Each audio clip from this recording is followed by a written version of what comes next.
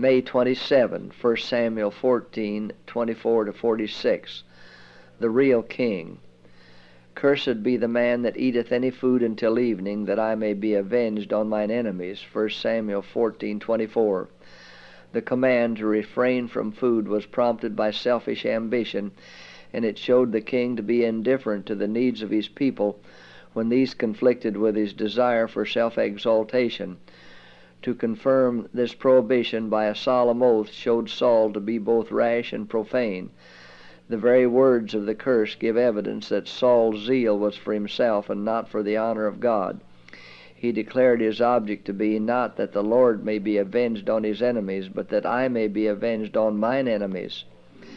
During the day's battle, Jonathan, who had not heard of the king's command, unwittingly offended by eating a little honey as he passed through a wood. Saul learned of this at the evening.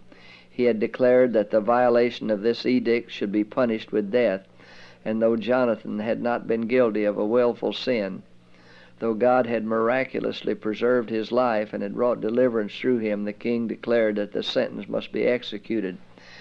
To spare the life of his son would have been an acknowledgment on the part of Saul that he had sinned in making so rash a vow. This would have been humiliating to his pride. God do so, and more also, was his terrible sentence, "Thou shalt surely die, Jonathan." At Gilgal, but a short time before, Saul had presumed to officiate as priest, contrary to the command of God. When reproved by Samuel, he had stubbornly justified himself.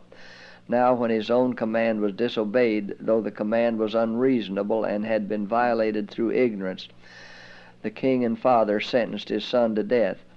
The people refused to allow the sentence to be executed. Braving the anger of the king, they declared, "Shall Jonathan die, who hath wrought this great salvation in Israel? God forbid. As the Lord liveth, there shall not one hair of his head fall to the ground, for he hath wrought with God this day." The proud monarch dared not disregard this unanimous verdict, and the life of Jonathan was preserved.